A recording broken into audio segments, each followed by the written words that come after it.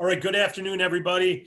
David Rutz here with David Allen Capital. We've got our Senior Funding Officer, Wade Cordell, my business partner here. I'm very excited to have him share this information. He reached out to me over the weekend with a passionate desire to put together some additional training for all of you and to get real on what's working best, who's doing best, what are they doing, how they doing it. It's everything we teach, but he's bringing it from a different level and a different tone.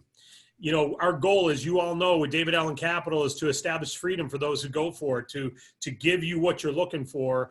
And we're very loving, we're very open, we're very flexible, you know, willing, do everything we can, all the good stuff. But in the end, we can't do it for others. They got to do it for themselves, but we can bring better training and improve on everything we're doing. And Wade's going to be discussing some real things that, you know, some check up from the neck up on what do we all have to do differently and what do we have to step up and start doing if we're not doing it already.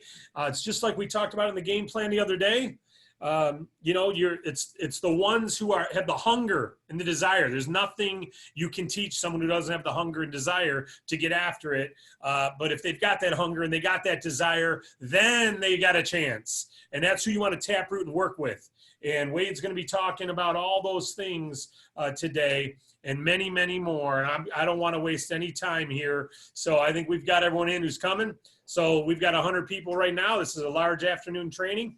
Hundreds will watch it live in recording, but we're here live. So with that, let me bring on our superstar. By the way, some of you are brand new. You don't know this. Wade's team speaks to every one of your clients for you. Every one of my clients for me. When someone fills out that pre-qualification form or that request a quote form and they fill that form out and they go forward, our team takes over. It's Wade and his team. And they literally reach out to every client, speak to every client, take questions from every client. They know the pulse of what's going on in the business community. And then Wade is actually the one who presents most of the offers to your team. It used to be he presented all of them. Now we've got others doing that as well. But he still presents the majority of the offers to the client. So he's hearing their pushback. He's hearing what they do and don't like. And he's seeing what works and what doesn't work on those calls when getting pushback. When they're already ready there at the finish line, you still get pushback sometimes. And he knows when it's the right thing for them and when it's not. He's going to bring you the best news you can use. If there's anyone teaching other than what you're hearing right now, it's not accurate. It's not working as well as what he's talking about. What he's talking about is what works best, what's attracting the most clients, what's attracting the most recruits, who get the most clients. So pay attention to this, take good notes. Hopefully I've set it up appropriately where you understand the importance of it. Mr. Cordell, the call is yours. Listen, guys, I know that I know what's getting ready to happen. I know that there are going to be a few of you that's going to love today. There are going to be a few of you that's going to hang up in the middle of it. That's okay. Some of you may quit, I don't know, but I think the most of you are going to get very excited about it. And I got a treat for those who stay to the end that are superstars and they're able to do some of the things that we're talking about doing. I want to help you do it, and I'm going to show you how to do it. But before we get going, I need to figure out how to. And by the way, you won't have to worry, Matthew, about me screwing this up because I got David here just for that. So I won't mess up the video is what I'm saying, Matthew.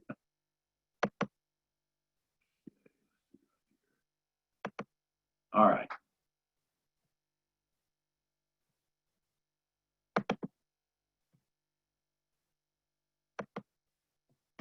All right, guys.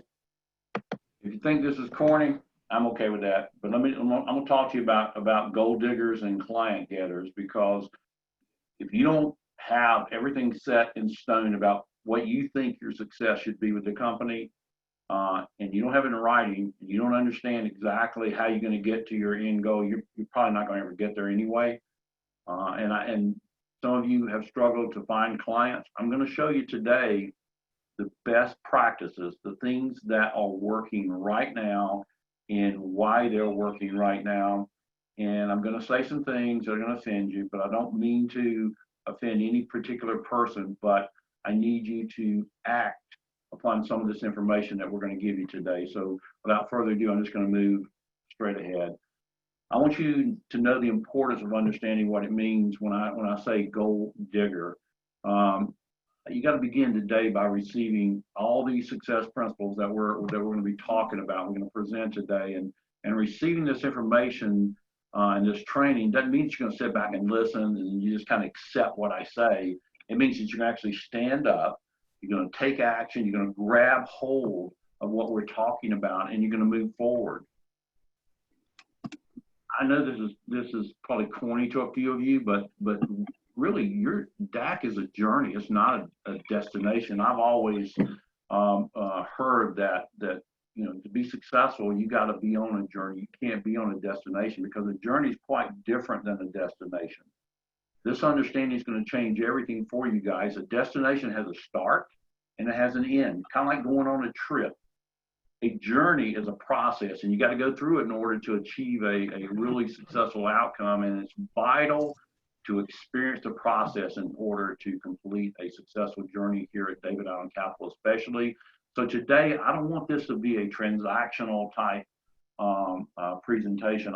Instead, I want it to be a transitional. I want you to transition what you're thinking, or maybe some of the things you're doing. And I'm going to answer some of the questions you already have, the hard ones that you aren't asking on here that you should be asking. We're going to show you today how to build this thing. In order to be successful, you got to build it. You got to experience. You got to enjoy what you're doing. If you don't like what you're doing, guys, and I know a lot of you do because you haven't made very much money yet, many of you. So obviously you enjoy it. You just got to figure it out. We are all in a want it right now society, you know that. But I want to ask you today to kind of stop.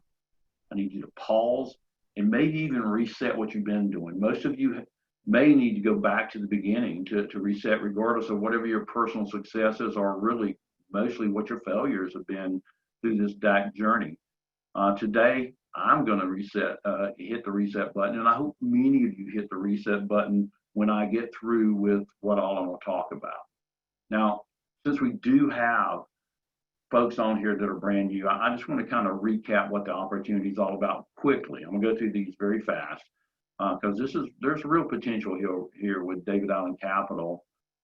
It's a very flexible opportunity, as you already know, because you get to work when and where you want to. You get to start part-time, but there is a full-time immediate income potential. There's no need to have a lot of experience in the funding industry. I almost prefer that you don't. However, team building skills are a must if you're going to build $1 million per month team. If you don't have team skills, this is going to be very difficult, and we're going to teach you those as well. We provide training and support, and the good thing about this is there's no licensing you got to have if you're new on this webinar or Zoom today. Your responsibilities include you introducing as many small business clients and capital agents to our program as it takes in order to actually build that $1 million monthly book of business. Because when you get there, that's when you have true success with us. And as you've already been told when you signed on here, that we represent all the top alternative providers through our relationships. Now, a lot of providers, that's simply going to mean that they're going to get a whole lot better offers, and they're going to get multiple offers if they're in the decent credit or in revenue side of things. With the reason we're better than banks, we've been telling you this, and if you're new on here, it's just 4 things. Number 1, we get faster approvals. They're anywhere from 1 to 3 days.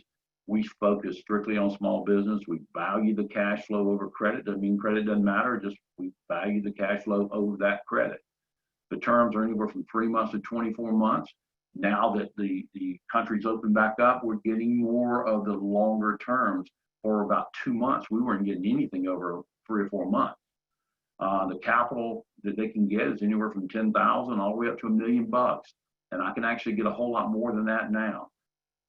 It's a free application. There's no obligation, and though there really are no collateral requirements at all. We have simple pricing versus confusing rates. Rates can confuse. They can mask what the real cost of the funds are. And again, DAC simple, it displays the total cost. Funding amount anywhere from a 118 to a 145. And guys, A 118 is realistic now. I just got one offer of $300,000 over a 10 to 11 month period at a 128, and with only 2% fees attached to it. And we're still willing to negotiate with those folks. And today we will decide whether they're going to take 100,000, 200,000, or 300,000. So we are getting those great offers. And here's kind of how it works. If they have a $100,000 offer, and their repayment is going to be, in that case, it would be 128,000. In this case, 130 on my slide here. The real bottom line is everybody's got to decide as a business person, does the total benefit of the capital outweigh what I'm going to pay back? We got pain-free repayments. These are all the micro payments, as we call them. These create happy clients. $6,000 a month deal that they got to pay back. Look, that's going to hurt someone when we hit them for 6,000 in one day. But if we break that down to 20 business days a month, then that's only $300 or $1,500 a week, whichever they take, weekly or daily repayments. And it's really easy for the client to stay current this way. Funders will also approve more deals because they're getting their money faster than once a month. We have real easy to understand offers. A client has a FICO of 650, they're going to normally get anywhere from 100 to 200% of their monthly revenue average as an offer. But when those scores are below 650 down to 500, it could be anywhere from 25 to 100% of the monthly revenue that they're going to be offered. And again, the cash flow that they have that's getting them these approvals is also the cash flow that's going to keep them current. Each lender has what's called a closing fee or an origination fee. It could be anywhere from 0 to 4%. It just depends. Most of the time, when there's bruised credit, it's 4%. When it's not, it's anywhere from 2 and 2.5%. And then when we present these offers, you can see that we put it in a very easy to understand format. Again, renewals, we talk about this when you first get started with us. After you pay in 50%, and sometimes if you don't care about going with the same lender and refining, we can a month later get you another funding as a second, third, fourth position, whatever. But on refinancing funding, after it's 50%, you can get paid on the entire refi. And that creates happy clients, and they keep coming back 4 to 6 times, and more commission for you as well. So everybody's pretty much happy. Pretty simple qualifications. There's not a lot of hoops to jump through. Got to be in business 4 months. You got to be somewhere in the United States with a minimum credit score of 500. We prefer 650 and higher, but 500 will do with a minimum revenue of $10,000 or some other things like can't have a lot of NSFs and that sort of thing. But we're serving over 700 different industries out there. The real bottom line is business capital is really the solution to most of the small business people's problems. You just got to inform them that this actually exists out there, and that's what most of this presentation today is going to be about. They need working capital, do some to DAC, all of our alternative capital providers, they get funded, and it's a win-win-win. I mean, the client wins because they got the money they needed to grow their business. You guys win because you earn a commission, and of course, DAC and our lender partners all win because we got another funded deal in the pipeline. The way that we find our clients is meet, greet, and inform, and we do that as shown below. If you're walking in face to face and you're presenting to them our postcards, or you might do it by phone, email, it doesn't matter, social media, regardless, it's the same meet, greet, inform concept that we use regardless of how you find your clients. We're going to talk about clients most of the rest of this presentation. Postcard marketing is absolutely our preferred way. We want you to use our postcards that we've designed and put in our or your agent resource center for one reason mainly is because we know the science and the psychology behind postcards. We understand if you present it the right way, you got the right keywords on certain places on that card, it's going to make a difference. So when you pass these cards out, on a daily basis and you have conversations, it's going to be your best way to create funded deals. Because of the people that are new on here, I'm just going to quickly show you, if you haven't already read, this is the simple presentation you need to learn, whether you're going to be calling someone on the phone or whether you're going to be face to face with them. You just walk in, you say, I just want to introduce myself. My name is Wade Cordell. I'm a small business agent with David Allen Capital, and we represent funding companies who love to help businesses like yours get capital. So I just want to leave you this card in case you ever have an opportunity that you might want to pursue, or maybe you're in a pinch, you need payroll next week. We can help you get access to funding when the banks can't. Usually we can. It's a simple and fast process, and it's based on your sales more than your credit score. And again, I just want to introduce myself because I've come around your business all the time. I've done business here and spent a lot of money in your restaurant. Here's my postcard. Keep it in case you're ever in a pinch. It's really that simple. Anything more complicated than that is doing it all wrong. There's a lot of potential here, and this is what we're going to be talking about today. There's over 30 million small businesses under 500 employees, and 99% of them are true small businesses that employ over 57 million people. The reasons that businesses, especially in the small business world, that they fail, 2/3 of them are going to only survive 2 years, as you know. One half are going to survive 5 years, and only a third will survive 10 years or more. And the number one reason is the lack of working capital. Ask any small business person you know, they're going to tell you that's where the problem lies. But now we're going to get to heart. I ran through the beginning of that before those of you who are pretty new on here, but now I'm going to get to the heart of what I want to talk about. You got to figure out what your goals really are. I don't think a lot of you have, but many of you have. I understand that, but this is completely your decision here. I need you to determine which of the below goals represent what is a true snapshot of what your desired journey is. I mean, maybe you're here, you want to create significant income for your family right now, today. You can do that without building a team. That's the good part about this. Or maybe your whole goal of doing this is to create an extra $500 to $1,000 in additional supplemental income every month. This means that the DAC is going to be your side hustle. And I don't mean that degrading what DAC is, but that's really the terminology that's correct to use. It's your side hustle until maybe eventually you can create a full-time, but maybe that's never going to be your desire. You might want to build a team of agents to get to that $1 million and train that team and help them become successful and earn some great overrides there. But I want to talk mainly to the people that want well, I want to talk to all of you, but the ones who really want to create financial independence over the next 5 years. There's some things that you got to understand before you're going to get there, and that's going to require substantial amounts of gold digging, GOAL digging. So once you become an agent and you want to get started here and you choose whatever your commitment level is, it's time that you get your business started, and I mean for real. In our business, your business plan is your business goal. It's simple, but it's still every bit as important as for any other business. So don't skip this step. You need a clear goal so you can build steps toward them, and you got to write them down too. I wish you could be in my office at home. It's full of just regular pieces of paper where I write down something I think I'm going to put it there, and I try to create an ongoing goal as I achieve things, get higher and higher. You got to be bold, but you also got to be realistic. What we mean by this is to be realistic means you're going to have to go to work.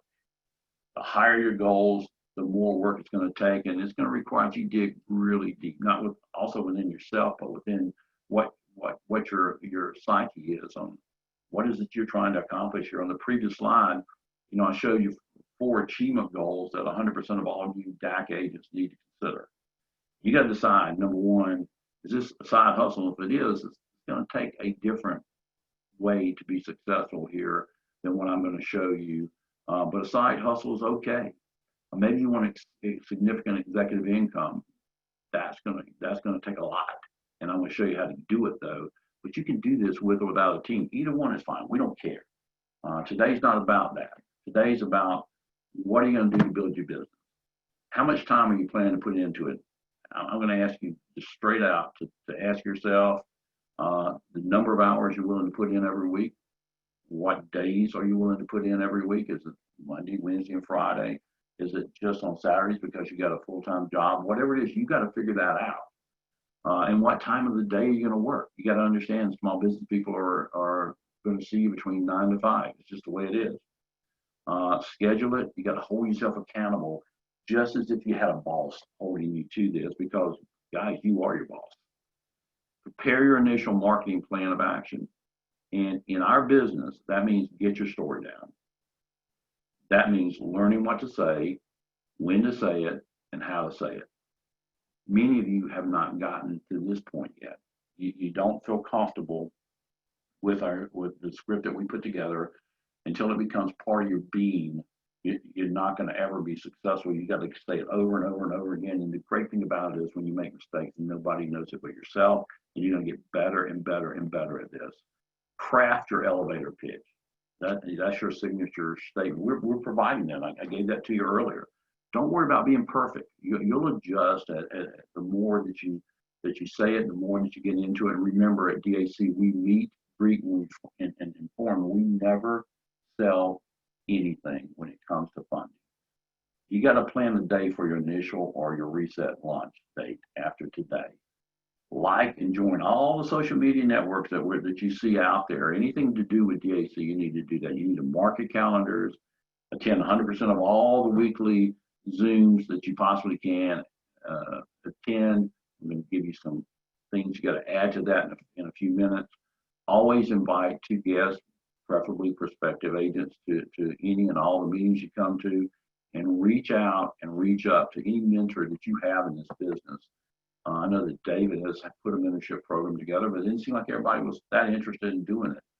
But find an enroller or whoever brought you on, or find somebody that's successful in DAC, spend time picking their brains, preferably find someone who takes these next few actions that I'm going to talk about seriously and become successful at them. But more important than anything, just be a little coachable. Don't be so arrogant you think you already know all this.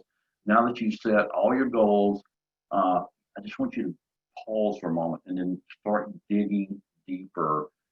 Now it's time for you to create a deeper, more committed set of goals. And I'm not talking about the type that are merely resolutions similar to what you come up with on New Year's Day. Here are those deeper goals that you need to absolutely drill into your daily activity. Your first unchangeable goal is to stop fooling yourself into believing that activity is the same as productivity. Set a goal right now to check your activity versus productivity every day, beginning right now, today. It's okay that you fall short several days a month, but it's not okay to set the goal and you become complacent and not truly measure whatever your daily productivity is. I do that every day. What did I accomplish today? Set a deeper goal today to do something productive every single day that's going to move that needle of success on your compass forward. Now, I think you got to understand the difference between activity and productivity. Activity defined as something that you just do. It can also be defined as the art of just doing. Go through the motion of doing something. Productivity, on the other hand, is defined as the art of doing the right thing and in order to move your goal forward. There's a big difference between busy and being productive too. Being busy is about working harder, while being productive is about working smarter. Being busy is kind of frantic, while being productive is quite focused, I think. And being busy is about being good at everything. And a lot of you want to do that. But being productive is about being great at just a few things. And I want to talk to you about those few things today. Those few things matter. Here are some of the activities that are happening throughout DAC world. These are things that are happening day in and day out. And I'm going to give you the activity that's happening and how you need to adjust it maybe. Number one is joining the daily Zooms, conference calls, webinars. It's a very positive activity. However, unless you have a pencil and paper in front of you, it's simply kind of passing the time. During these calls or Zooms, have questions ready to be asked that are written down. Remember, there's no such thing as a dumb question, and others most likely have that question in their mind, but they're just kind of afraid to ask it publicly. By creating that one change of why you are on all these different trainings or recruitment webinars, then you've created a real productive activity. We cannot stress enough the importance of participation on these calls, these Zooms, these webinars that are conducted every week. However, unless you come to the calls with preparation, you got a pen, you got a piece of paper, you got anything in your hand, this becomes more than like a time stealer. In other words, you're wasting your time being on here today if all you did is come to listen. Number two, if you're trying to get your clients and you're posting ads on Facebook as your primary method of finding customers or agents, that's okay. But when you're advertising on Facebook, already have several email responses that are pre-written. Keep your ads short, keep them interesting. You got to be enticing. Prepare a professional drip campaign that's not intrusive to the folks that are on Facebook. So I know there are people, they've told me that the only way they're going to find clients is through Facebook. I'm not even on Facebook, so I don't do that. I'm not great at social media, but I do know that many of you are. But if you're going to do it right, or just stop doing it at all because you're doing an activity versus a productive activity.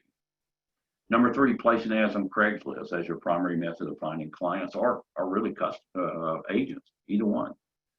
Craigslist or any other ad only works if you're prepared for the necessary follow-up. For example, when a prospective client responds, have a precise message that you're going to convey to them. Be prepared for the obvious questions like rates, terms. Are you a broker or are you a lender? If the script, if the ad is to recruit an agent, you need a prepared email response to them. A call script can be prepared to actually conduct a training with a game plan. Something scheduled there. Staying with the same concept. I'm going to get to in a minute some other things about Craigslist that you need to understand. But activity number 4 is joining any type of association without the commitment of participating in every single activity they offer if you're available to attend. That is an activity. It's not going to work. Never join any association. Never join any chamber or leads group unless you first made the commitment to attend most of their functions. Joining is not going to earn you one stinking dime. It's just not. Participation will, hard work will, and there are a lot of benefits of being a member, but not being a passive member. Number 5, buying leads. If this was the sole method of finding clients, then you're going to fail. If this is the one thing you're doing is buying leads, you're going to fail. Leads are just that. They're being sold to many more people than just you. They're expensive also. I'm going to talk to some people privately about some other things I've got on my mind about certain types of leads, but not today. I'm against buying leads. I feel that the intent behind leads in the eyes of the seller is to sell the same lead to as many people as they possibly can, and that creates a much better return of investment. Just remember, if purchasing leads worked, DAC would be doing it every single day, I promise you. Activity number 6 is buying postcards and thinking that by simply dropping off 200 of them that you're going to find clients. There's a script available for you to use and a method to postcard marketing, guys. Simply dropping off postcards without a conversation can in most cases be an exercise in futility. Meet, greet, and inform only happens if there is a conversation taking place between you and that business owner. Dropping off business postcards isn't going to work unless there are conversations. Now, here's a side note. Many of you are going to say, I'm disadvantaged because my state's not fully open yet with after the COVID-19 shutdown. Now, I understand completely, but that does not stop you from the other 5 activities that you can begin to conduct today. Also, associations and chambers are mostly open and are conducting regular gatherings in the open states. I know they are here in South Carolina. They're adhering to the 6-foot rule, and but they're having meetings again. They're conducting virtual meetings in the other states, though. The ones that are still shut down are semi-lockdown states. So, what's your excuse on those states? it is important that you getting started the right way. It is so vital. If you choose to reset your activity today, then I'm going to suggest that you do the following things. Your very first action is to begin with your warm market.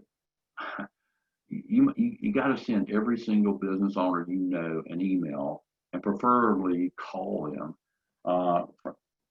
And that call's got to let them know that you're in the business. You're in the business of being a business capital agent with DAC. There's nothing else you should do prior to this email or this call. Use all your social media contacts to help you get the word out about and the details out of your new career, your new venture, your new side hustle. Write down every single business that you that you can currently do business with, like dry cleaners, dentists, chiropractors, doctors, health food stores, dress shops, landscapers, restaurants. I mean, you get the picture. Anybody you've done business with in the past that you spent money and given you your hard-earned dollar, they need to listen to you. Any business that you've ever spent a dollar in, guys, should at least get an email from you. But a call or even both would be better. This is the most overlooked market by DAC agents. And that's the warm market. You don't have to buy a card. You don't have to do anything to let people know that you're in business capital, because unless you inform them, they're not going to know. I mean, I hear David tell that story of a brother-in-law or somebody who was in the real estate business, and somebody bought a home and didn't tell him about it because they didn't know he was in the business. Don't be that guy or that gal. Now, this is when it's going to get a little hairy. I personally don't think you can be successful without postcards. I can honestly tell you that I could not be successful without the DAC postcards. They're miniature billboards. You carry around that advertisement for you. You leave them behind. They're there. Also, there will be times that you're going to draw a blank and simply forget what you're going to say. I've done that. In those cases, those postcards are going to provide you the conversation needed by simply reading what's printed on the card. I mean, I've drawn a blank, pulled it out, and literally read it to folks. I find it impossible to actually meet, greet, and inform when I walk into any business, even if I know the owner, without my miniature billboard in my hand. Even though my last two funded deals, I had a $350,000 in August. Then in February, I got them another $850,000 on top of that. There were conversations that began at a neighborhood function. I gave my friend, now he's my friend, he wasn't my friend then, I had to meet him, a postcard. I also ran into him several times at other occasions, other social events, and I gave him more postcards. We laugh about it now, but I gave him a total of 6 postcards because I didn't know this guy, but I was talking. It took me 9 months. 9 months. 9 months of continually giving him cards that he finally came back to me and said, "Yep, I'm ready to get funded." Now, do the math in your head. I don't have to talk about money. How much would you have earned on a 350 and 850? And by the way, Sunday afternoon, he walks by our home, our cottage, and because we live on a place where there's a lake and a lot of people walk. It's kind of like a Indian Mayberry. You're right there. When they walk by, you can talk to them. He said, "Hey, just a reminder, I'm going to need a whole lot more capital, maybe up to $1 million in September latest, maybe sooner." Well, they got $2.8 million from the PPP program, but they had to spend it in an 8-week period to keep all their employees together. So this guy is a conversation that I've had many times. I just think that you got to pass out 10 to 25 per day with conversations. I know that you're going to tell me possibly, wait, I don't have $105 available to spend on postcards. I get it. An answer I probably would most likely give you if you were one of my recruits may seem a little hard for some of you to accept, but it's how much I believe in the importance of these postcards. I tell you, if you're seeking this as a side hustle, the DAC opportunity as a side hustle, and it's only going to be a side hustle to earn you a few hundred extra dollars and then not purchase these cars is definitely an option. However, if you made a decision to take this business on as a real opportunity to create executive level income, you can't get there without these postcards. Not in my opinion. This is not David. This is not DAC. This is my opinion. I don't see it possible for you to get there unless you're like, well, I'm gonna give a great example. I keep using Matthew, but he's a great example. Matthew is calling from another country, but he's doing activities every day. So he can't possibly pass out cards because he's not in a country where DAC is promoting capital, but he's doing something every day. But if you're in the US and you don't have these cards, it's very difficult to have conversations. For me, our DAC postcards give me the best chance of success. Therefore, I'm going to find a way to purchase those postcards. And I'm going to try to pass out 10 to 25 every day and try to have that many conversations. And until you have 1,000 postcards circulate minimum, I mean, you really haven't done postcard marketing as of yet. Again, these are our postcards that you can see right here. They're well put together. They're put together in a psychological manner that we understand what the people are going to be thinking when they see it. Is aesthetically attractive. It's a good card. Here are the things that you got to do right away, guys. If you're gonna reset your activities, here's what you got to do every day. Number one, you got to call 10 to 25 businesses every day. I say you got to go see 10 to 25 folks every day. Have a conversation with our postcards. On top of that, call 10 to 25 businesses daily. You should be looking at every single construction or business vehicle that you pass throughout your travels every single day. Also, you can go to the small biz ad section of Craigslist and prepare a good call script and contact them today. This is what you're going to see when you go to that section that says small biz ads. When you click on it, you're going to see all the different ads here. And oh, by the way, before I switch to the next page, when you're looking at these construction or business vehicles, pull your phone out, take a picture of it so you got the phone number and that information available to you so that later you can put them in as a business that you're going to want to call. Now, when you click on that ad there on the small business section, this is what's going to appear. And it may even at the bottom say no solicitation. I'll give you a script of what you can say to get by that. I mean, it's as simple as saying, listen, I see that you do cleaning buildings. I mean, I work in a building. I think they may be a prospect for you. I don't know. I'm going to check and find out in the meantime. I just want to let you know that if you ever in short of capital, then you go into the script. They're not going to get angry if you do this the right way.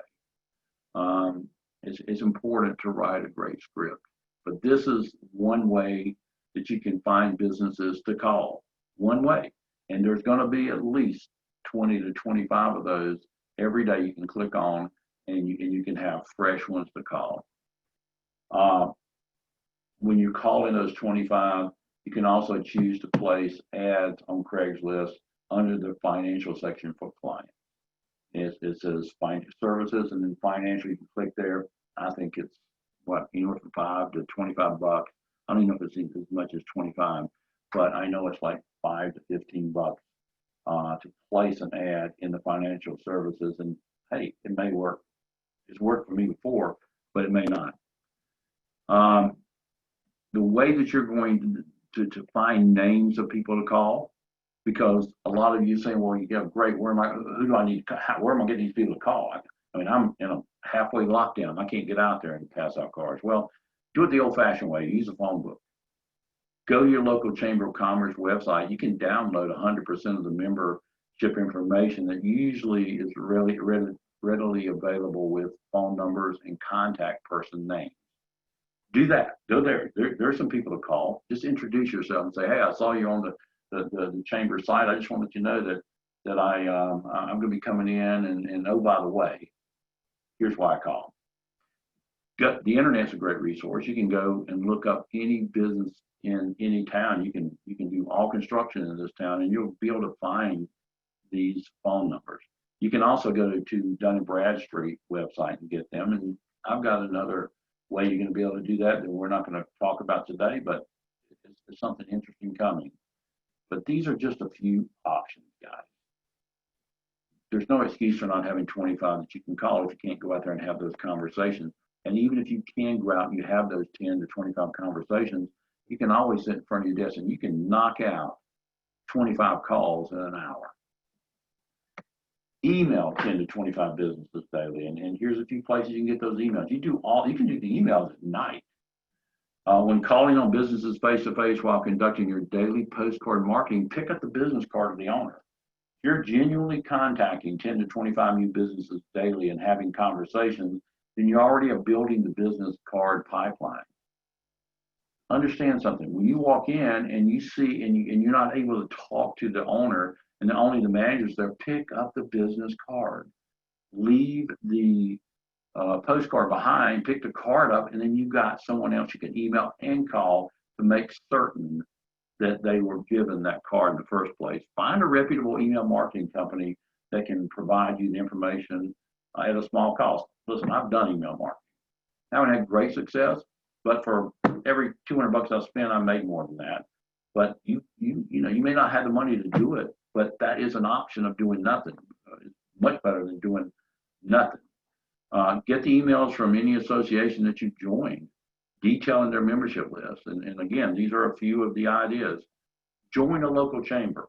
I'm telling you, you can join a chamber pretty cheap if you are a broker agent of DAC and you don't have to join as a full-fledged company with a brick and mortar building. This is a total waste of time, though, unless you participate in all the functions and attend the weekly and monthly meetings. Usually, chambers have ribbon cuttings, they got breakfast meetings, they got lunches, and they also allow you to speak initially and tell about your business at every single initial meeting that you go to. If you choose to join a Chamber of Commerce, then add the following list to your daily activities. Call a minimum of 3 to 5 chamber members daily to introduce yourself. You don't have to do anything but let them know what you're doing. Say, hey, I'm a member. I see that you are a member, and I just want to introduce myself because I haven't met very many members. I haven't been a member that long. Members like to do business with active members. They don't want to do business with you if you're just there poaching on the membership. You got to actually get involved. Join a statewide or regional association. This too is a total waste of time unless you're going to participate in the functions and attend the monthly or the quarterly events. And listen, they're doing it virtually if in the closed down locked up states. So you still, I was invited to 2 virtual meetings for something exactly like this through an association. And again, call a minimum of 3 to 5 members daily and to introduce yourselves. Here are some really great associations that you might want to join.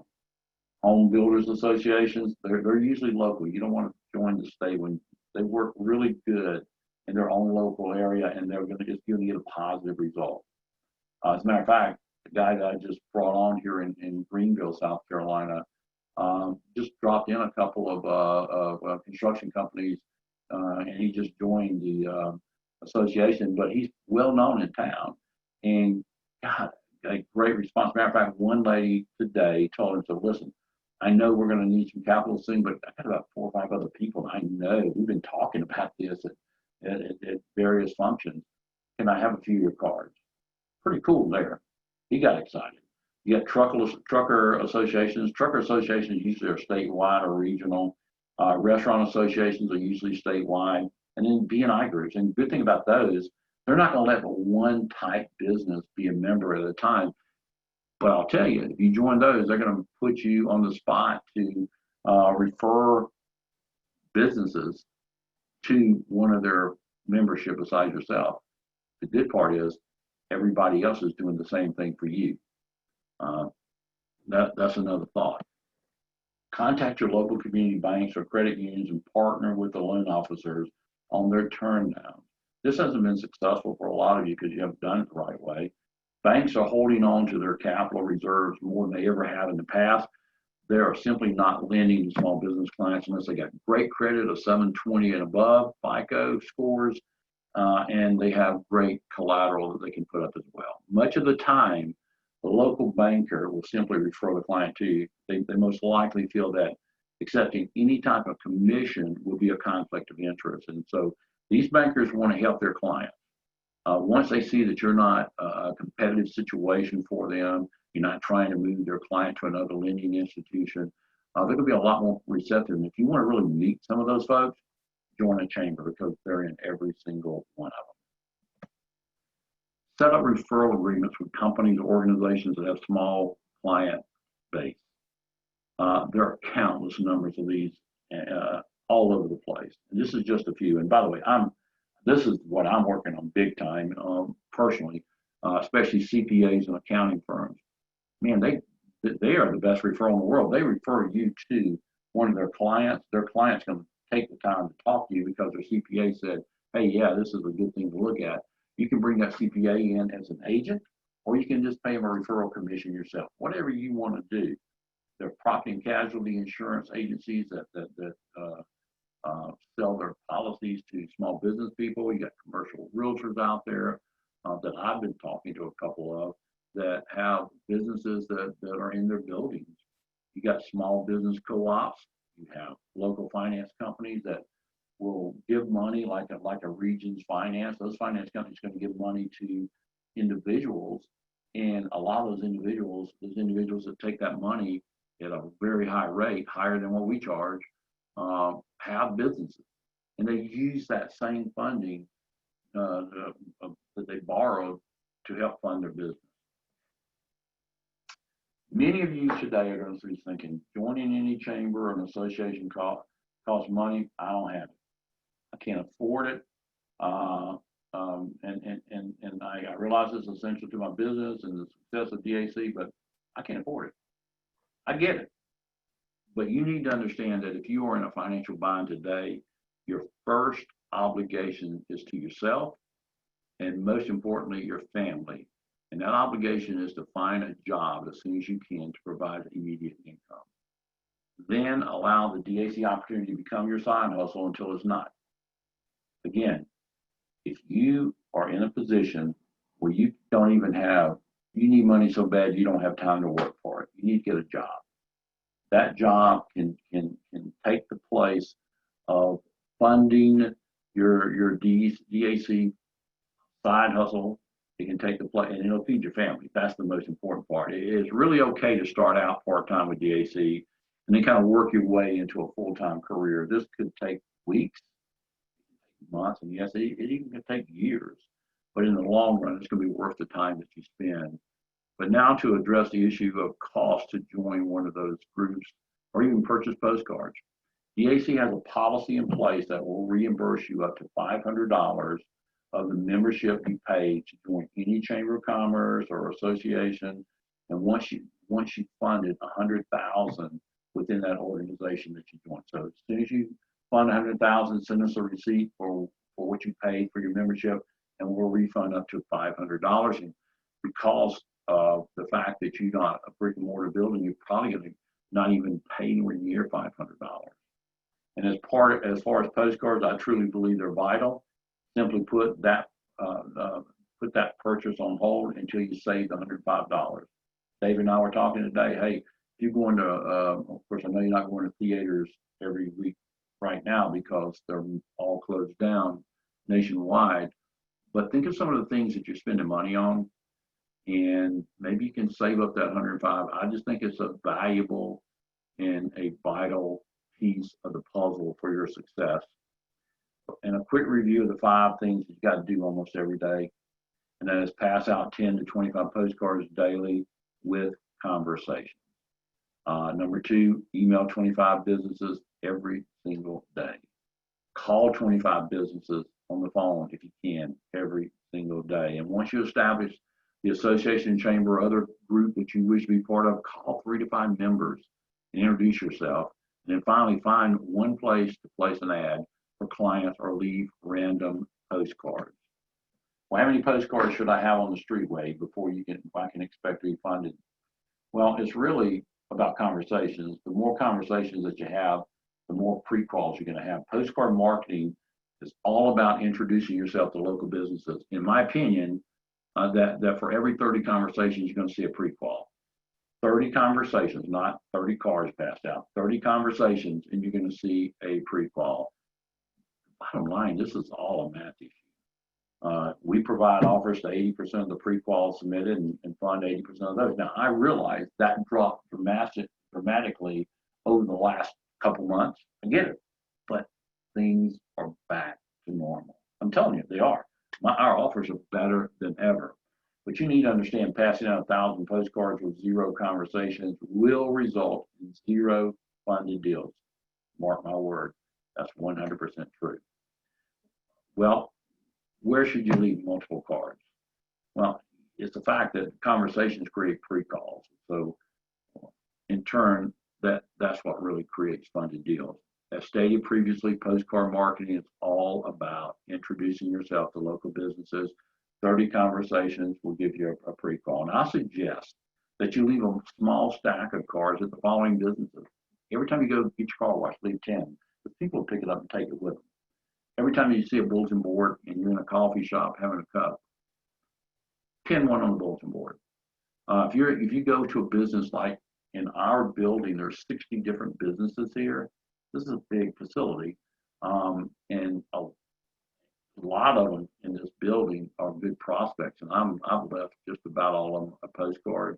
There's no soliciting, but because I'm in the building, I can go stick it into their mailboxes. However, they allow people that are clients of the clients that they have as business people in here to leave their cards up front. You can do that. Just be creative. There's a lot of things you can do with these postcards, and I've got some other ideas I'm not going to have time to go into today. But here's a reality check on success. In order to be truly successful financially in a walk-away income situation, you're going to be required to invest in yourself. And that means in terms of finances and time. So the bottom line is, how much do you need to spend? Well, the honest answer is your decision. You must decide the time and the money that you're willing to invest on postcards, on ads, on the fuel, on association memberships, et cetera, et cetera, et cetera. It's your call. But I'm going to tell you, to be a gold digger, it's going to take commitment, it's going to take hard work, and it's going to take discipline. And we're here to help you, as hard as it's going to be, the results can be life-changing. And I want you to understand something. If you would have been that person that had that conversation with my friend, and you guys are, a lot of you, way more talented than me, but I have a drive inside. I talk all the time about David Allen Capital, not just because I'm confident that I know the answers, but because of the fact that I honestly believe in the DAC opportunity here. I believe that there is no such thing as an opportunity that is going to be better than what I have right now with David Allen Capital. And I can tell you that with that one client, I made more income than probably 75% of the people in America make in a year. Now, is everybody going to do that? No, of course not. But what if it does? David, this is, I didn't ask you during this to participate and to talk, but I think now is as good time as any for you to just kind of comment on your thought processes. I realize that I want everybody to understand most of these are this is what I think. And I see people hurting. They want to make money. I want you to make money, but you're not going to make money doing what you're doing. If you're just going through the motions and you're getting on these Zoom calls every day and you think that's going to make you money, that's not going to make you a dime. Not unless you do something when you're on it and you learn something and you hear something or you invite someone on. That's when it's going to make a difference.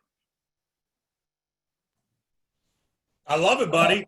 I love it. When I saw these slides, I was like, it's perfect. So I don't have anything to add. I got some great takeaways.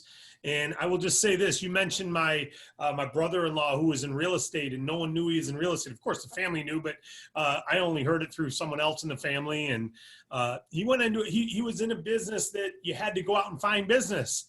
Being in business where you have to go out and generate business, you got to be willing to do that. Otherwise, you don't succeed.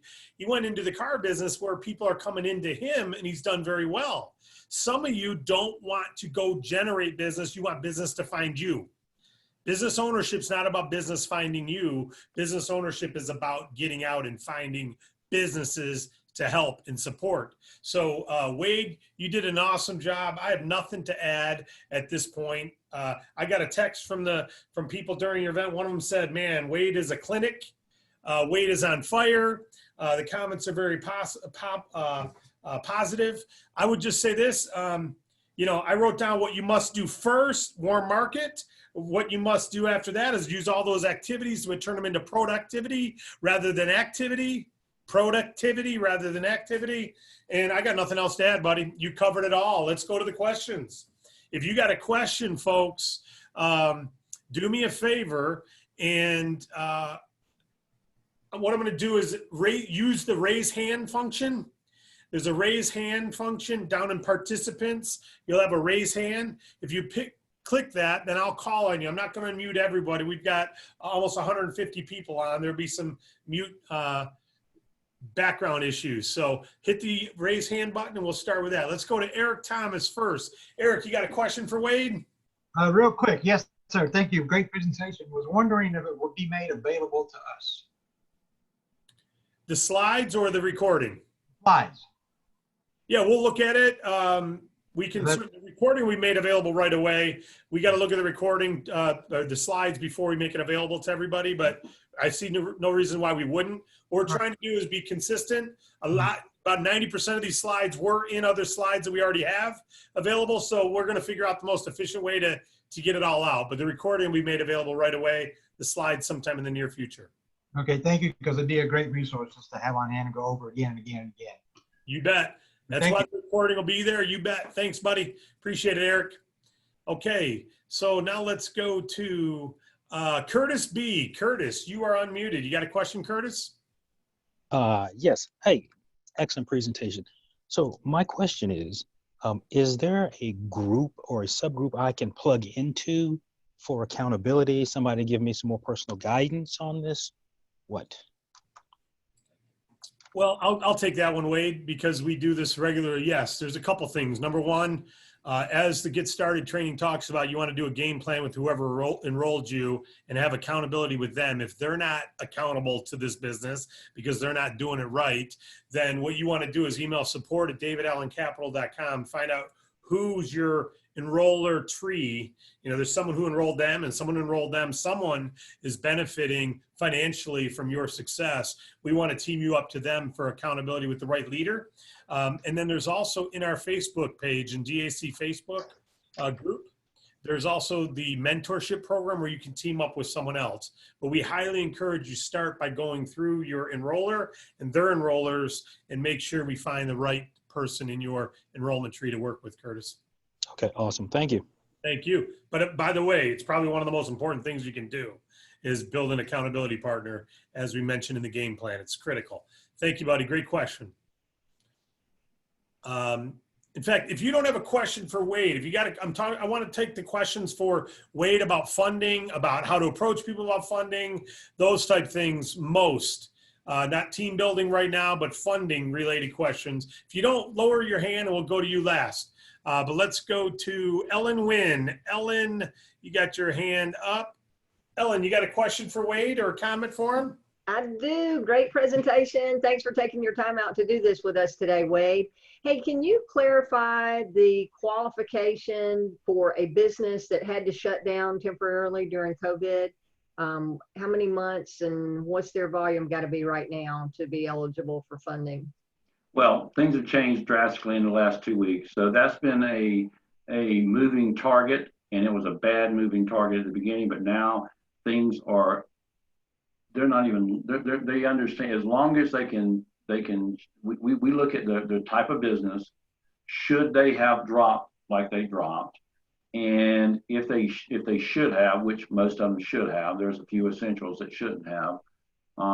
Then what we look at is, what did they do last year at this time? What did they do the last 6 months before really the months they're looking at, Ellen, is March and April more than anything, because May is when it started going back, and now we got June. We're just about through with it. So we're about through that period anyway. They're not going to hold that against you, but as long as you got a reason. However, if you went down to zero and you shut your business down because of COVID, and you don't have new business coming in, how are you going to pay for it? So but I'm not running into a lot of that, Ellen. I'm running into people that they got their PPP money, some of them, most of them didn't. And and even when they got their PPP money, they had 8 weeks to spend it, or they thought. Now you can spend it what the heck you want to, I hear. But you can pretty much bank on things being back to normal now. We're not gonna hold a lot of that again. We were holding it against them a month ago, but not now. Excellent. Thank you. Things are going to change in such a great way. And I mean, there's been a lot of folks that have put a lot of deals through the pipeline that got turned down.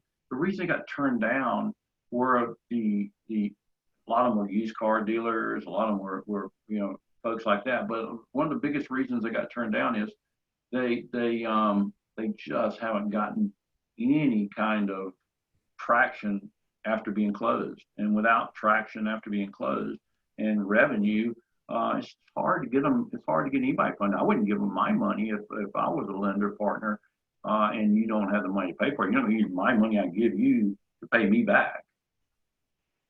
Does that make sense? Yep, we're good. I muted her already, buddy. I'm going to go to Janet now. Janet from Majestic Eagles. How you doing, Janet? Great. How are you? Good.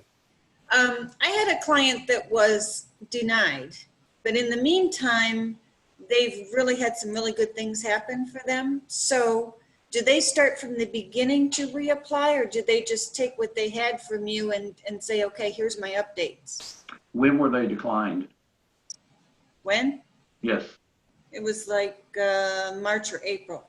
Okay, then what they need to do is, I'm going to have another, I could have the same application, but they're going to have to redate that application. And then they're going to have to send me the March, April, May, and June month to date bank statements.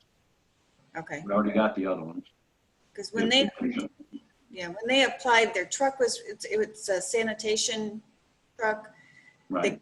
They clean garbage cans. So when they applied, it's like they had a new house, their old house hadn't sold yet. The truck was broke down, so they weren't bringing in the money because they couldn't get the part because of COVID. And now it's like everything's going great. And they were featured on Fox News like yesterday. So I think they're going to need that new truck like yesterday. Yeah. Hey, that's a perfect example of someone that we can help now. And I encourage you to get that to me quick. Okay. Thank you. Well done, Janet. Okay. Diane K. Diane K., you are now, come on down. Hi, David. Hi, Wade. Thank you so much for this presentation. Glad to be part of the company. So I'm coming across a lot of my current clients within my, my small businesses that are seasonal. So the last 6 months haven't reflected really the minimum. However, when you look at it, the entire last 12 months, they are hitting over the 1 million, 1.5 million in sales. I'll give an example, Wade. I'm not sure if you remember, but 2 weeks ago, we had a discussion about one of my clients that owns a gold mine and he needs equipment financing. And I know over the last 12 months that his company generated $4 million. However, because it's seasonal, they don't do digging over the winter time, and it doesn't really kick up until April.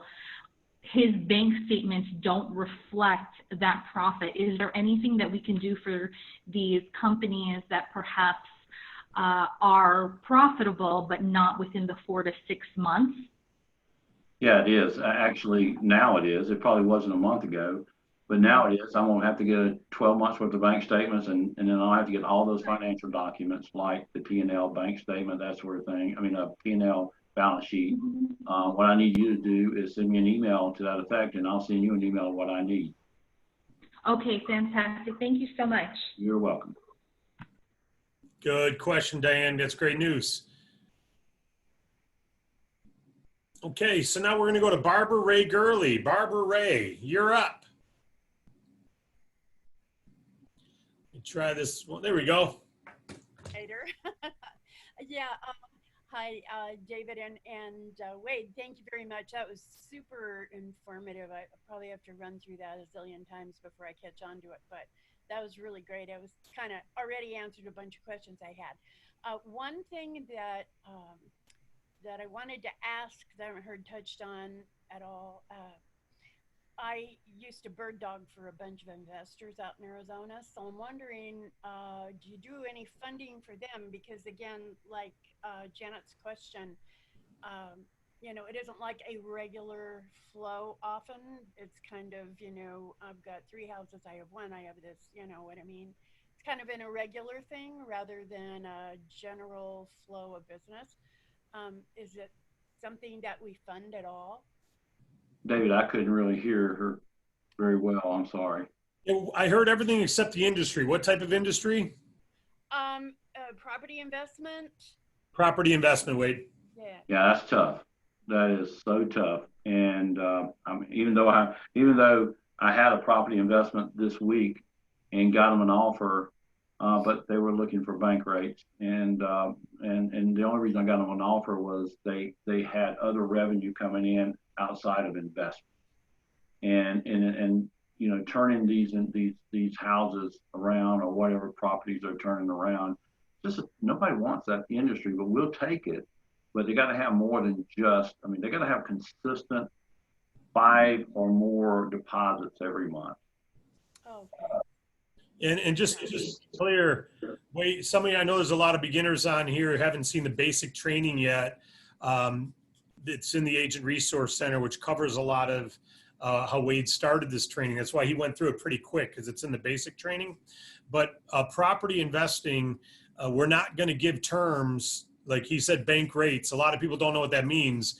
A lot of people get property real estate mortgages and they think they're going to get money for 10 years, 15 years, 20 years, 5 years. Remember, our terms max out at 2 years if it's not equipment finance, and usually it's under a year if it's a high risk. So if someone's looking for $500,000 or $1 million in investment property, they got to be able to pay that off and have the revenue to pay that off in under a year, usually. So I'm thinking more, the people I've worked with, it's more about, you know, flipping.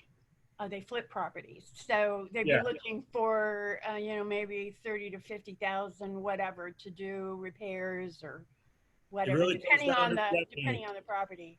It really comes down to the revenue. Whatever the business is, say, does it meet the revenue requirements first?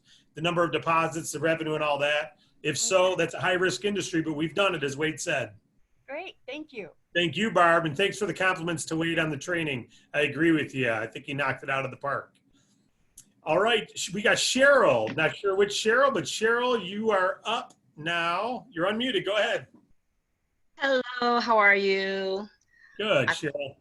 I found this very, very interesting. Thank you very, very much, because I am a newbie here. And I just have a couple of questions. As far as the postcards, I did see that they're $105. And am I to assume that you get 1,000 postcards? That's correct. Okay. And the second question is, I have a list of businesses that I can contact that I've located on various resources. I'd like to know what would be a good approach or pitch or script or whatever, however you want to phrase it, that I can use when I'm calling the businesses, because I don't plan on actually door knocking, so to speak. So I have like I said, a list of different companies that I can call. And I just want to make sure that that I say the right thing, because a lot of people are leery on scams. Sure. We got it. We got it. Just for sake of time. Oh, Two things. Number one, congratulations that you've got businesses to call. Number two, glad you're looking at the drop cards. It'll be the best investment for you. Number three, we can't do robo-dialing. I'm not speaking to you on this. I just want to make sure it gets said in this call. Robo-dialing will get you sued like within 2 or 3 days, and will get us sued, and you'll be deactivated like this. Not you, Cheryl, but anyone else who decides to do robo-dialing. That means dropping voicemails on people's voicemail boxes. It is not legal. You will get sued, and you'll be liable for $1,500 every voicemail left. Don't do it. Don't do it. Don't. It doesn't matter if a robocaller tells you it's legal. They're wrong. They're selling their service. Don't ever do it. As far as what to say, Wade can touch on this, but he said it early on. It's the same script as the drop card script. Wade, I'll let you follow up on that. Yeah, it really is. And I'm actually working on an enhanced script. So that's really a good time to ask that question. So I'll have that script in 2 days. I'll have another script for literally cold calling that I'm going to let David review. Not let him, but he's going to review it. And then if he approves it, we'll put it in the Agent Resource Center. And I would just say this, as you're getting out there to do this, Cheryl, you just said scams. I've not called hundreds of people. Well, actually, I have called hundreds of people. I've not called thousands.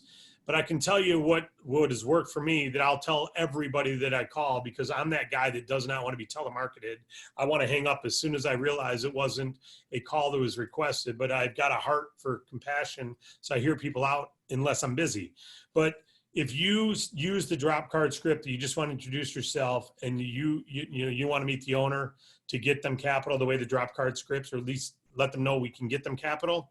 If you start that way, when you get the gatekeeper, they call it, I don't call it a gatekeeper. I call it my promoter, my partner, because I'm going to win them over with my passion for their business. Then I'm not calling to sell them a thing. I'm calling to meet the owner. It's because we offer capital to businesses like them. When the banks won't, we will. I just want them to know who we are. If you get that word to that person who takes that phone call, and it can happen quick, and that script, the drop card bullet points tell you how to do that, and you get that word out to them, they are your partners now. They will get it to the owners many times. They don't hang up on you.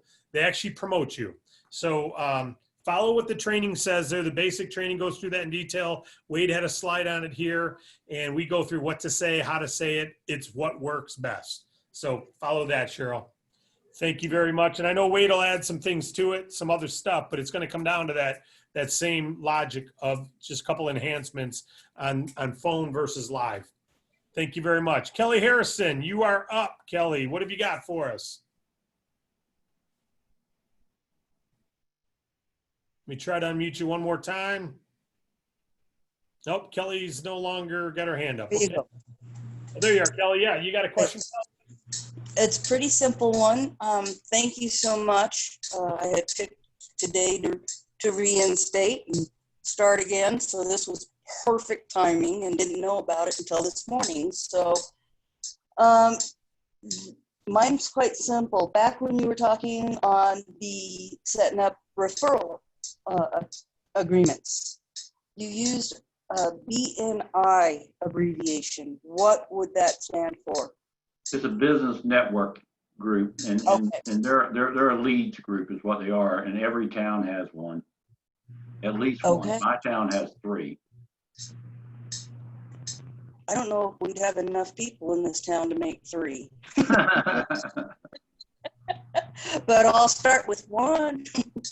You can do a search for BNI group, and you'll find your nearest one. Okay. All right. Well, it was wonderful to be a part of it again, and I'm looking forward to a brighter future. Well, welcome back, Kelly. Glad to have you back on the team and running with us. All right, Lavenia Forte. Lavenia, you are up. Let me try to unmute you one more time. There you go, Lavenia. Hello. Thank you so much, you guys. This was so needed. It was right on time. I had just started putting a list together last night and deciding to actually move forward. I've been on the calls. I've listened. Now, Wade, you told me I need to do action. So everything was just on point. My question is regarding bankers, because I do know some bankers. So we're talking about if more bankers who are lending, the loaners at the banks, if I have a friend that does that, then letting them know that I do alternative funding and therefore I can help sometimes when he can't. Am I correct? You're absolutely correct. Okay. And so him being in his business, I can't offer him an agent because he's in that business. Am I also correct there? Oh, with us, you can legally, we don't care if you offer it, but he probably won't accept it because he's going to say it's a conflict, which makes perfect sense to me. Right. Okay. But if you want to pay him yourself, you're going to be responsible. DAC won't be. Right. Okay. Thank you. Thank you. Smile all the time. It's wonderful. Thank you, Matthew, for your input. I listen well. Thank you all. Thank you, Lavanya. Matthew's about to be called on here in a minute. I'm sure he's got some comments for you. One more comment on that banking, Lavanya.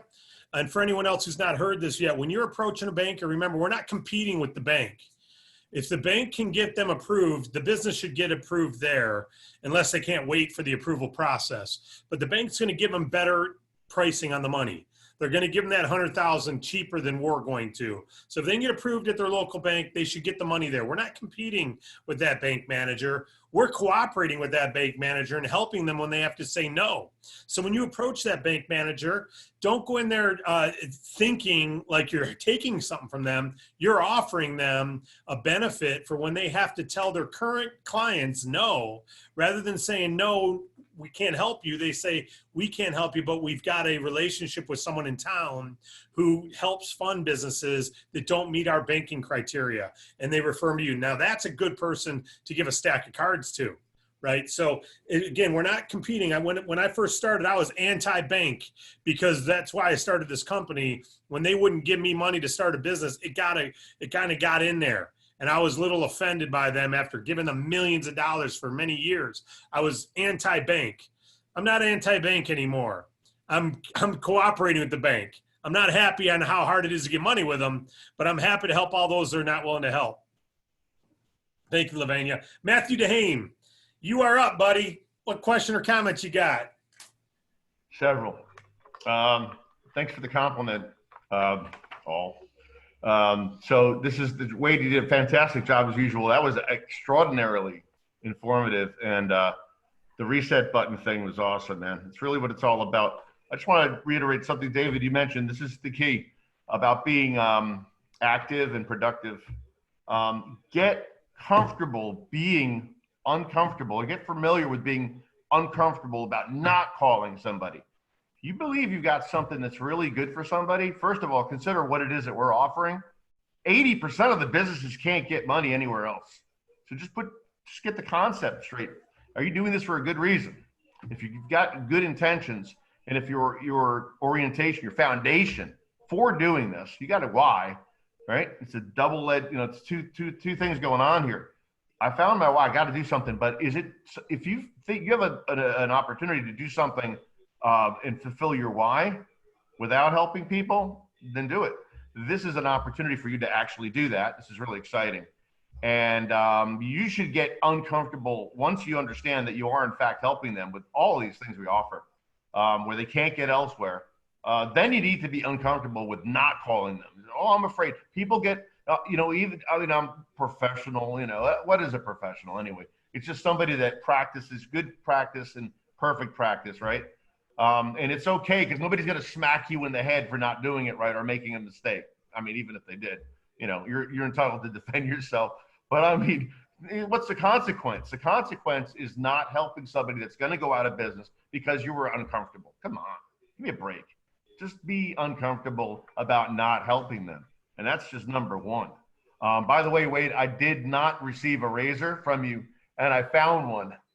And you actually... All right, I'm not going to talk about a shirt or anything, but I do want to ask you something. This is for you. This is for Wade Cordell. Got a cannabis company up in Massachusetts. You may have gotten a thing from one of my agents.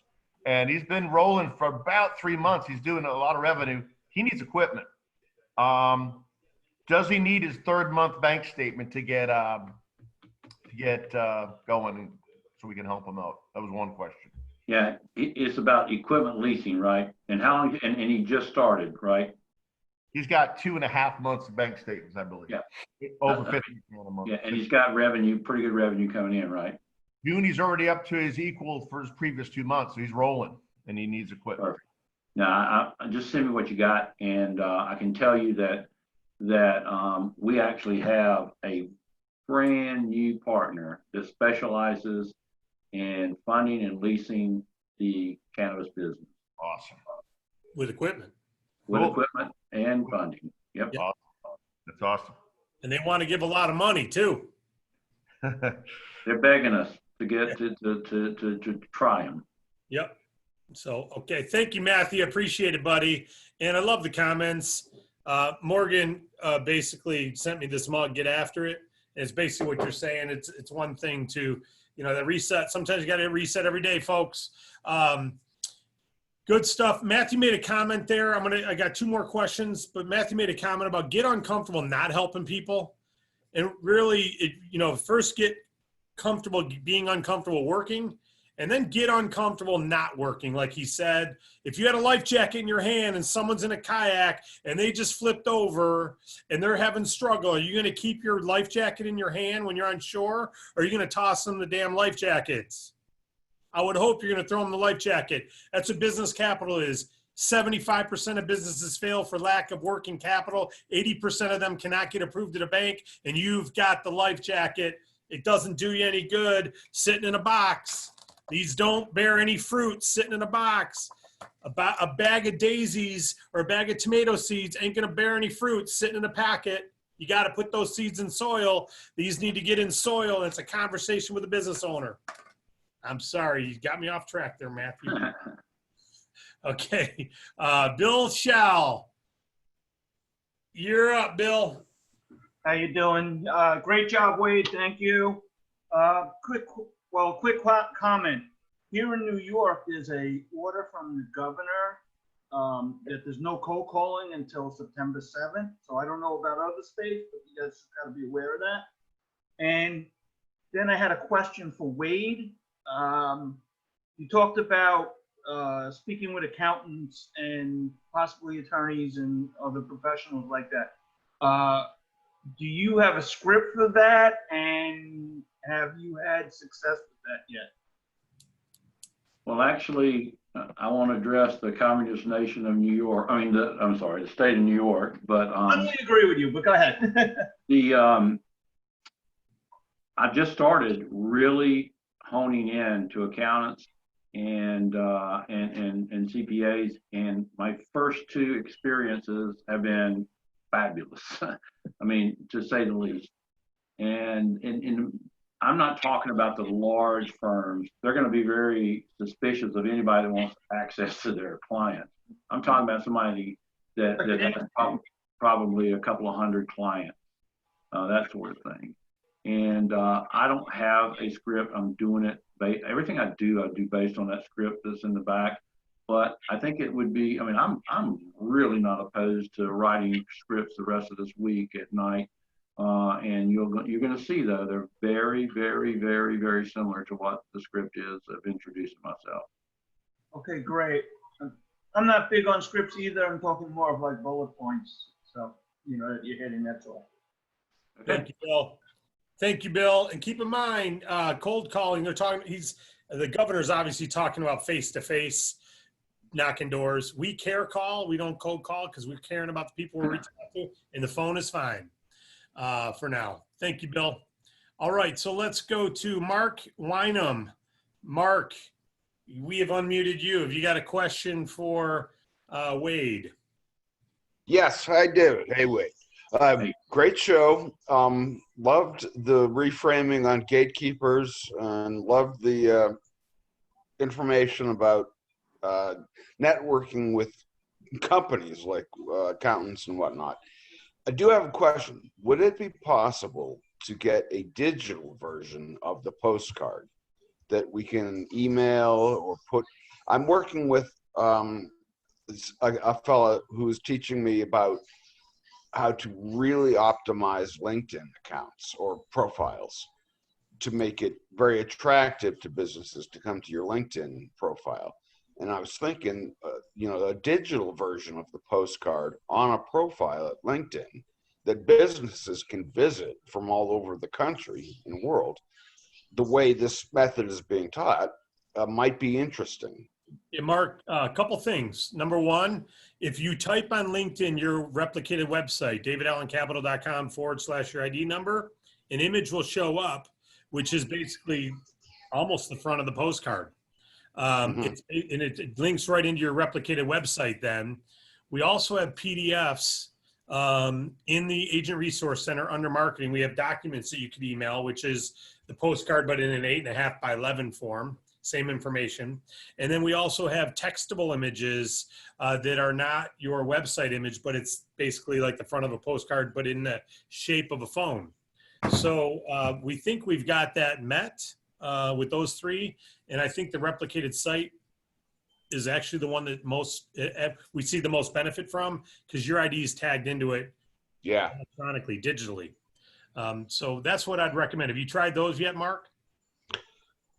No, I've been bouncing from places in the last few weeks to live, so I'm happy to be back, allowed to use the internet after a few weeks of being away. So I'm just getting back in the swing.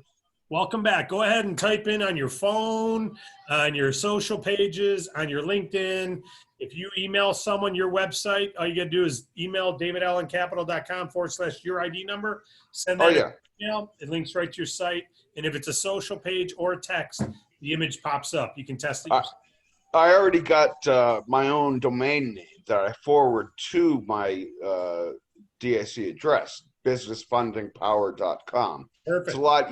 It's a lot easier putting emails and sprinkle around than the whole affiliate link, so to speak. All right. So just so you know, though, digitally, you've got that postcard basically through those shareable functions. But great question. Thank you. Welcome back, Mark. Okay, we got Lee, Harlequin, and Charles. Troy, I saw you, buddy. I saw you had to leave. Troy is a brand new agent, just enrolled. I saw he was here. He had a question, but let's go to Lee first.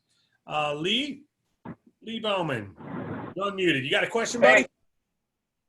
Can you hear me? Loud and clear. Oh, good. I'm traveling right now. I'm in my mobile office, I call it. And the signal was terrible. I missed a lot of the meeting because it kept cutting out. So for you, I was wondering if this was going to be posted so I could, listen again. Yeah, this is recorded, and we will be putting it up in the Agent Resource Center under the Wednesday training. It'll be posted probably within a couple hours. Okay, that's awesome. And my second one is for Wade. Wade, I had a possible client. He wanted a loan, but he had to get out from under one he already had. And he's in the entertainment business. He runs some big venues. And, of course, this was right when COVID hit, so he got shut down. Almost completely, and now he's getting back up and running, and we're wondering how long he needs to wait to generate some revenue so we can take a look at getting him a loan again. Well, I'd like to have 2 months of some type of revenue. I mean, the entertainment industry is not the fave industry of most of these lender partners. However, that being said, I mean, they're looking at revenue now, and if you can give me 2 months of decent revenue, I think that's about all you need to do. All right. Thanks a lot, Wade. Thanks.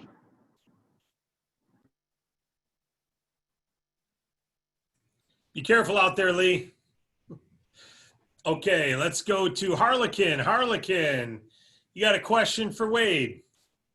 Yes, I do. First off, fabulous job today, Wade. I really appreciate what you had to say. My question is in reference to the bankers. Do you give them anything besides the postcards? Because I know I have several bankers that are, they've actually had their clients call me from the bank while they're sitting in their office. But one of the challenges I've been running into is that most of them don't even qualify for DAC. So do you have anything other than just the postcards to give to them? All I do, honestly, is with any banker that I've had, this is a plastic thing right here with the cards in them that I get from Home Depot. I just leave that and ask them to put that on their desk. I don't give them anything else. Okay. All the details, it's got all the qualifications right on the back, as you know, Harlequin. Yep, I do. They don't pay attention to it. That's all. Some do, some don't. Yeah. Yep. It's a good education for that bank manager then to pay attention. Appreciate you. I'm not anti-bank, but they got to wake up sometimes and pay attention. Appreciate you, Harlequin. All right, let's go to Charles Williams. Charles, you're unmuted. You got a question for Wade? Yeah, sure. And congratulations, you two. Great webinar. Are there any other sources of funding available at this time you guys are working on, like SBA loans or bridge loans or anything of that nature? Working on at this time, no. We've got SBA loan relationships ready once this whole PPP and all these other loans pass by. But it's going to be a real passive thing we're doing. It's not going to become our focus. They don't pay near as much, and it's very hard to get approved for. It's the same reason we exist. Yeah, that's true. I have pretty much listed that. So. Yeah, there are some times, though, Charles, that Wade will see there's a good benefit that they do qualify for an SBA, and we've got a great partner who's already given us an agreement. We've told them, they've actually recommended us, we wait till after August before we start submitting any business and getting serious. So for the next couple months, no. We do have a couple partners who do other unique things. So let's just look at it this way. We lead with the alternative revenue-based funding. We lead with the alternative revenue-based equipment capital or equipment financing. But Wade's team, he's got relationships all over. If he sees something, we can do some things various times, but we just don't teach on it. We don't lead with it because it's not our business. And it's only a last minute or last resort thing.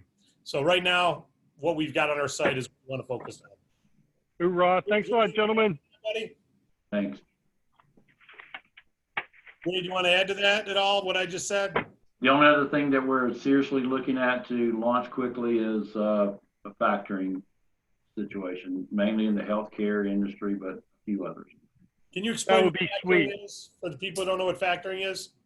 Factoring is just taking the invoices that are due and paying the client quicker on the invoices, and they keep a percentage anywhere from, it could be as low as 4%, it could be as high as 15% holdout, and we get paid on a commission on the holdout part of it. So it's not near as much money, folks, but sometimes it's the right fit for the client. They've got a bunch of invoices they've already submitted, but they haven't been paid yet. So maybe they don't have a lot of sales, but they've got a lot of sales due to them. Well, you may make a couple $100s off of it, but you make it month after month after month after month. As long as they keep using, keep factoring. Right. All right. Thank you. And that was the final question, Wade. So I'm going to share my points for a moment and give it to you to end it. Actually, why don't you go first? This is your training, your goal, your passion. So go ahead and share it, and then I'll end us up. Well, I know there's people on here that says, I've already tried some of that stuff. Well, stop trying and go do it. I mean, I know you tried it before. That doesn't mean it's not. I mean, I tried a lot of things. It took me 2 or 3 times before I could ride a bicycle. Ooh, I fell quite a few times, but you got to do more than try. And when someone tells you and you're recruiting them that I'm going to give this a try, run. Don't spend any more time with them, because I don't want to work with people that are going to try. I want people that are going to be committed to a system and work it. So I just really appreciate you allowing me to have this time. This has been on my heart for a while, and I just want to go back to some of the basics. I mean, the country's open again mostly in a lot of states, except for a couple of communist states, and we're able to talk to businesses again, and we're able to do all the things that worked before. Love it. Thank you, Wade. And I'll just end by saying this, folks. If right now you're feeling that tension, like Oh boy, now it's all the fun is gone. The big talk about good money and new ideas is gone. Now it's actually time to do it.